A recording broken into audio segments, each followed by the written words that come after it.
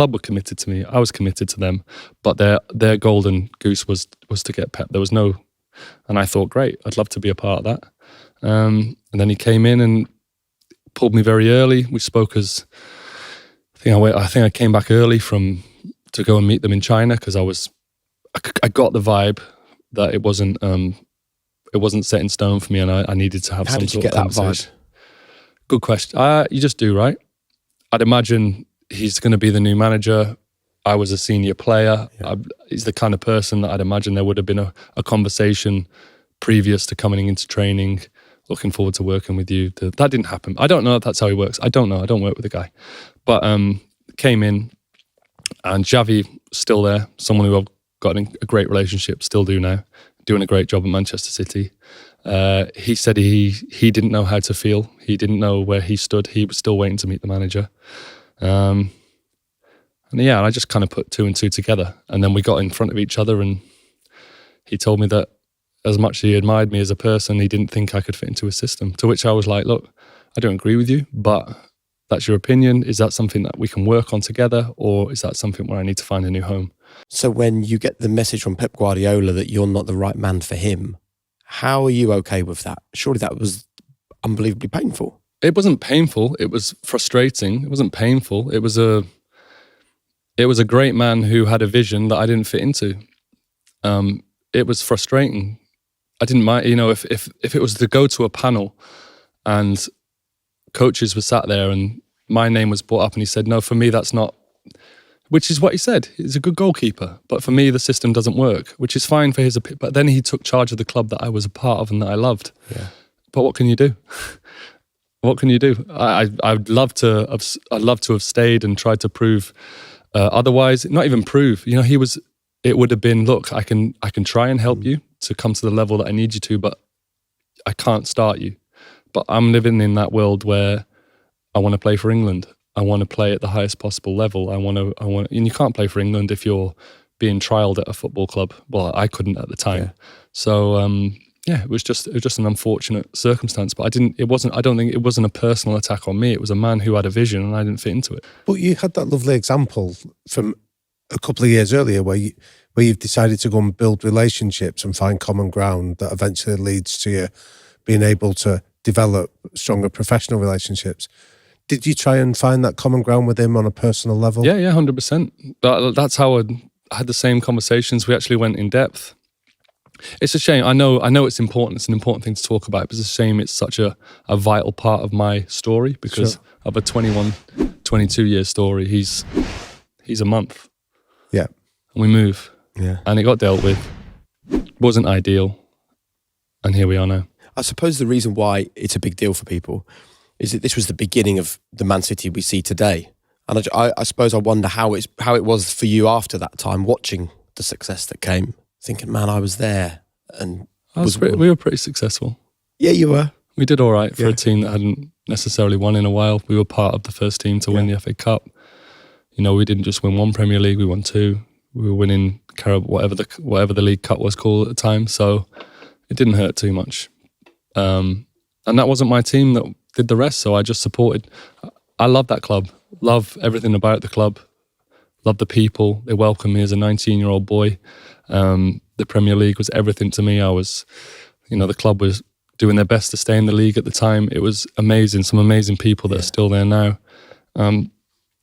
But what comes with great power?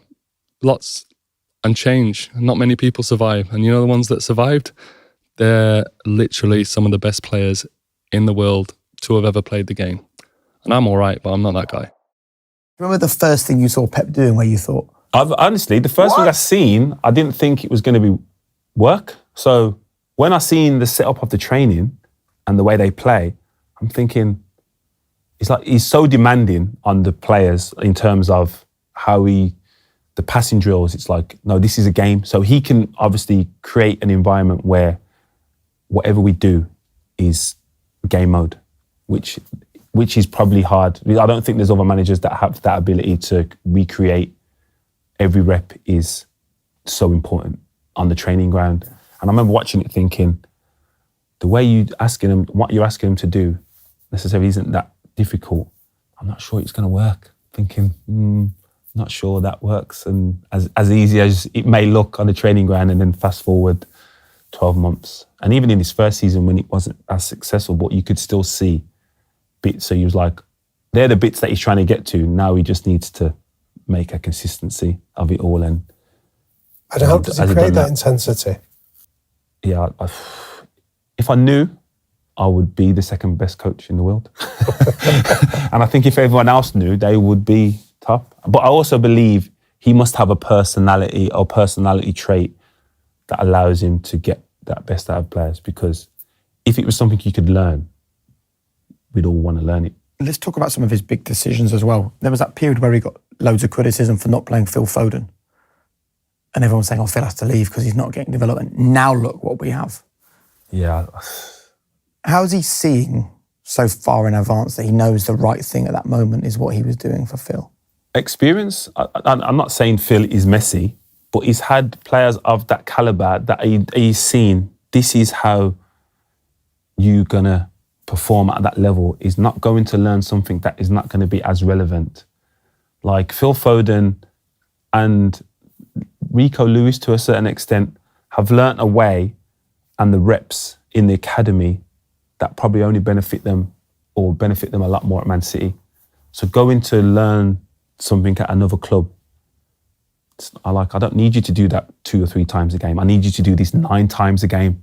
And how does he get these young players out to be patient and accept that it's a process rather than just the outcome of getting in the spotlight early? I think that's a combination of him, the players there as well, and the club, the way they manage that. You regardless of who you are, you can't believe you're going to come from the academy straight into the first team and play every week, because they're signing top 2 or 3 best players in their position, in every position.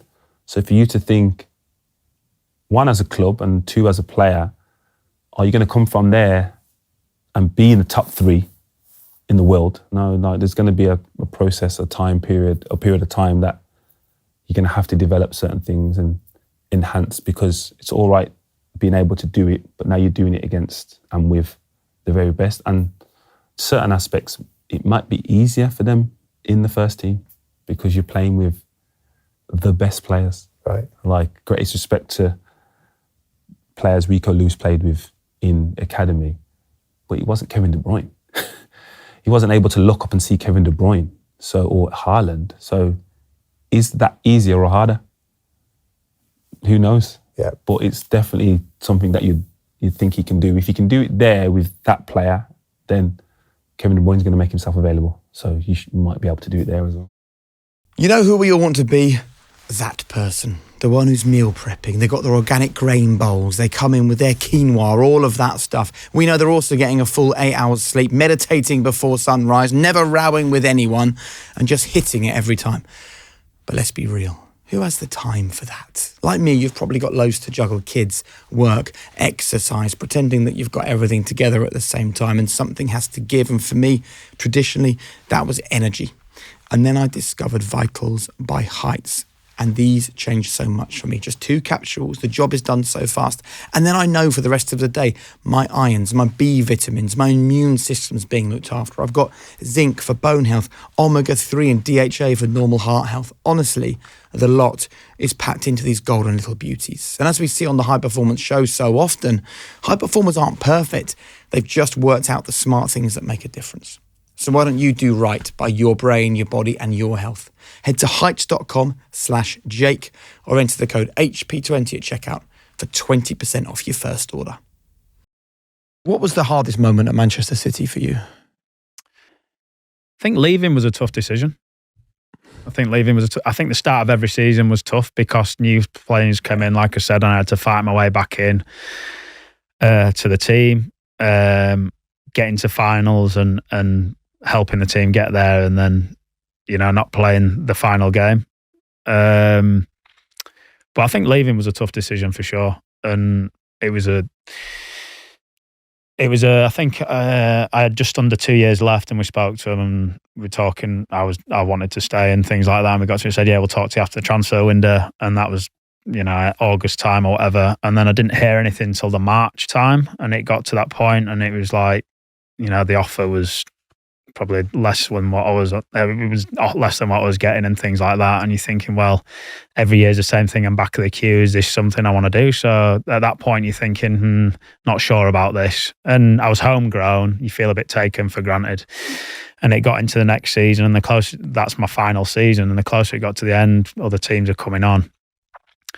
And then eventually spoke to the owners, and the Khaldoon come on and had a great conversation with him. He was brilliant, and the offer got to a point which was you know where it should have been originally, but the people I'd been speaking to beforehand, it was like, you know, we do take you for granted a bit, and by the end that was apparent.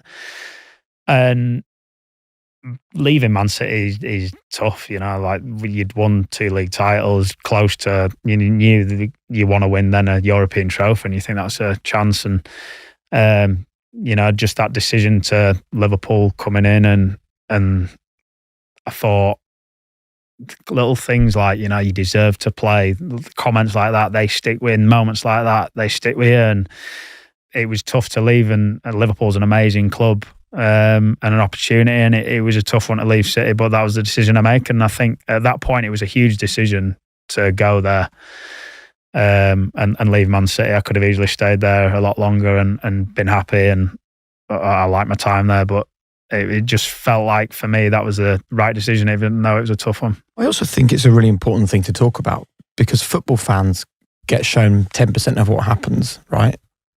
And then they have to kind of make the rest up because they haven't been given, you know, the full information. So I think for them to know that it wasn't just you wanting to leave the football club and there was other circumstances around it is important. Yeah. I mean, for sure, if they'd have offered me with 18 months left and offered at that point, I'd have 100% signed it at that point. But when it got a bit longer and you're getting a bit lower, and you think, well, did they really want me? Am I that much in their plans? Am I? And it went until it got to the point where it looked like there was a chance of me leaving, and then people got involved higher up, and it was full steam on, and like, we really want to keep you here, we love you. But at that point, it had gone past the point where you think it's a bit of an afterthought here. And what hurt more, the fact they left you waiting for ages, or the fact that when they made the offer, they were saying, you're going to get a pay cut? Oh, that was the first one, and it went to a different way of giving it. And I think basically, you know, if I won the Ballon d'Or 3 times in a row, I'd have had a pay rise, and it was all bonus related and stuff, but it was unrealistic. And like I say, the final offer was respectable, do you know what I mean? And Khaldoon was actually like, we know it's not about money, but, you know, if you name your price, we'll stay and we'll give you it. Which was nice, but it was too late. If that had been a year before, 100% I'd have been at the club. But at that point, it was just, it'd gone too far, and it was tough to leave there. I love my 5 years there, and even though the fans don't like me too much now for whatever reason. And it's easy to laugh at that and brush it off, but when you've done what you did there, you know, that amazing Premier League win and many other things as well, does that hurt? It doesn't hurt. No, I think everyone's entitled to their opinion. I think there's a narrative around that. I said things about the club which I never have. There was a few false headlines and things that I'd apparently said after, and I think people run with that. And you go to a rival, and you go to a rival and you become the biggest rivals. You knock them out of a Champions League. You go and win a Champions League trophy, which they were desperate for before they do. So you generally see that. If I'd have gone and signed for a Championship club, I'd get applauded out every time I go there. So it is football,